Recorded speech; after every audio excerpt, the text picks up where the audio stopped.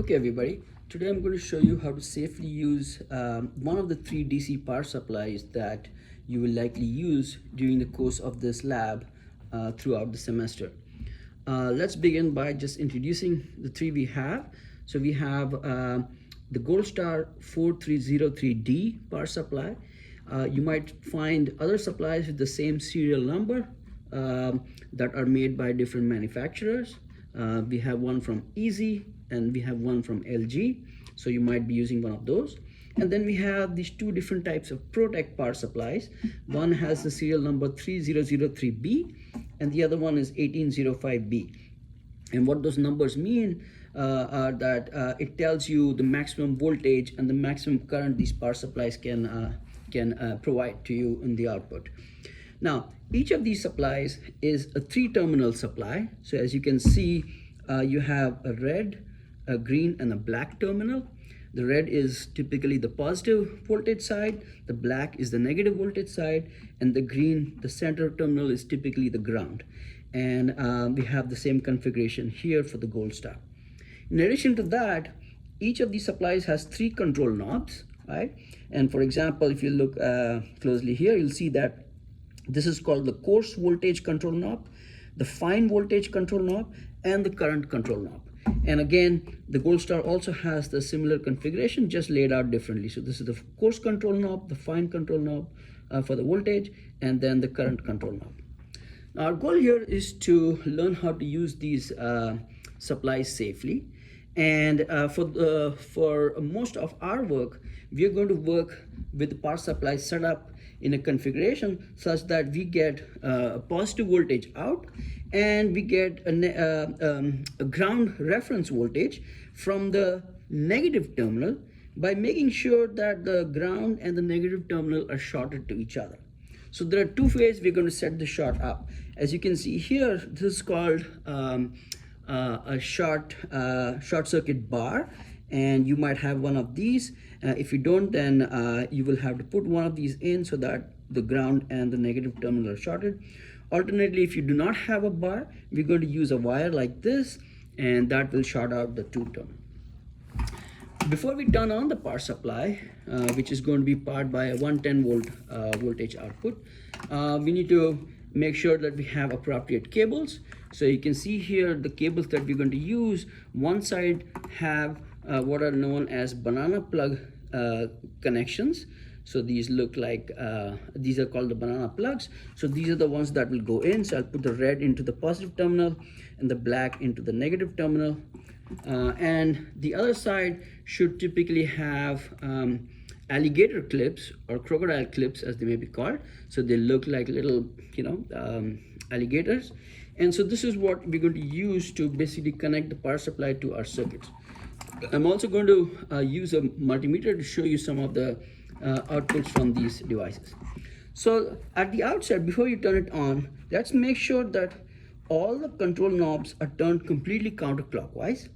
And then once you do that, take the fine voltage control knob and move it maybe halfway to the clockwise position.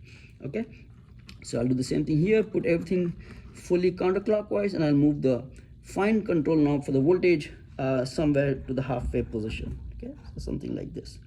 So now we are ready to turn it on and adjust it to provide a specific current value, a specific voltage value, or a specific voltage value with a limit to the amount of current that the system can provide, because that provides us with a safe operating condition.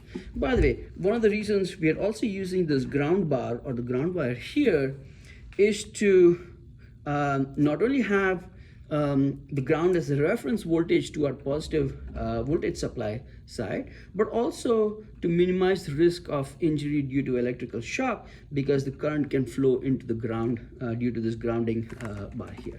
Okay, so let's begin by first looking at how to adjust the Protect to supply a specific value of the voltage, along with limiting the amount of current that it should supply to a circuit, because we might have circuits in which there might be components that cannot sustain more than a certain level of current value. So we want to make sure that we never apply more current than that. Okay? So let's turn this on. And as you can see, because we had turned the knobs all the way to 0 for the current and the voltage, everything is 0 here. You will notice here that there's a red LED light here under what is known as the constant current value, CC, and there is no light as far right now glowing over the constant voltage side of the supply. And that's what we want to do. Let's say we want to supply a constant voltage of 3 volts to the output. So the way we do it is, first, to make sure that we get the system into the constant voltage side. In order to do that, we need to turn the current knob up a little bit, and you see immediately that it moves to a constant voltage supply. Except right now, the voltage value is set at 1.6, and the current value is not shown right now because that's something that we're going to adjust. So let's say we want to adjust to 3 volts. I'm going to use the coarse knob here and take it close to 3. And now you can see the reason for why we put the fine knob somewhere halfway. So if we need to do any fine adjust, we can do that. And it's right now, it's pretty close to 3, so we'll just leave it there. Okay, so now if everything is all right, I should be able to measure with my multimeter that the output from this is exactly 3 volts. And let's see if that is the case. So I'm going to connect my banana plug connectors into the multimeter output, and let's see here, and you can see here that my voltage reading on the multimeter is close to the value that we set on the DC power supply. So this is 2 decimal place precision, while the voltage supply here is only 1 decimal place, and so you might see some slight differences like that. Okay, all right, so that's good. Now if you notice here, there is a switch that actually allows the supply to provide the voltage out, and this is the switch should be in the on position if you want to get the output. If I turn it to the off position by pressing it and releasing it outwards, you see that the voltage supply is now 0, so there is no output voltage. So beware of that for this Protect supply. Okay, now that we set up the value of the voltage that we want, so let's adjust this fine to 3 volts. Now I want to make sure we limit the amount of current that we're going to supply. Let's choose a value of 200 milliamps. So the way we do that is we essentially, let's make sure that we disconnect the supply output from the multimeter. Okay, we keep it open here, but now we're going to press this knob here which says CC set. So I'm going to press that, and right now it says that it is limited to supplying about 170 milliamps of current. So let's change that up to 200. Okay, so I'm going to go to 0.2. Okay, and so now I release this knob. Now what the system is saying is that, what our DC supply is set up to do is that it is going to supply 3 volts with a maximum current of up to 0.2 amps or 200 milliamps. Now let's see how this works. If I take this output, so make sure we have a DC out set in. If I short the output terminals, and you have to be careful not to touch the metal leads here. So let me go ahead and short it.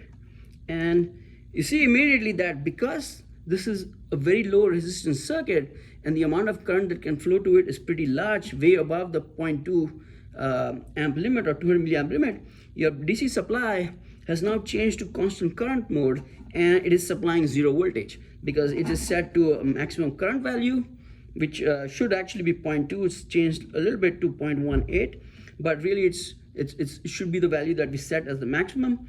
And now in order to be able to do that, you can only set that current provided we drop the voltage down, provided the system drops the voltage down. So that's a safety mechanism related to using it in the constant current mode. When I remove it, everything is back to normal and we are set to go. Okay, now let's do the same thing with the Gold Star and see how we set it up for constant voltage a current limiting value. So let's turn this back. I've already adjusted the knobs, fine knobs here. I'm going to turn this guy on. I'm going to take these leads out here and put it into that one. Okay, and now as you notice, you don't have this knob to do current control setting like we had on the Protect, and neither do you have an on-off button for the output voltage, which means that this one, once you set the voltage, it's automatically being seen on the outside, okay? But how do we set the maximum current? Well, in this case, what we do is you start by shorting out the output, and you see that it's gone to CC set mode, and then you adjust the current value that you want here, okay? So that's, let's say 0.2.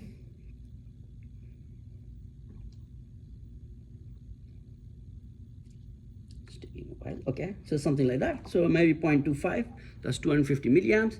And then I remove this, and now we're back to the CV setting, and you can now adjust your voltage value to the values that you want. So let's go ahead and do that. So again, maybe we'll do 5 volts here. Okay, so now it is set to operate at 5 volts with a maximum current of 250 milliamps. So that's how we're going to use the supplies in this lab. Okay, and of course, as you work through it, you will be talking to me, and I'll make sure that you clearly understand how you do it when it comes time to use it. Thank you.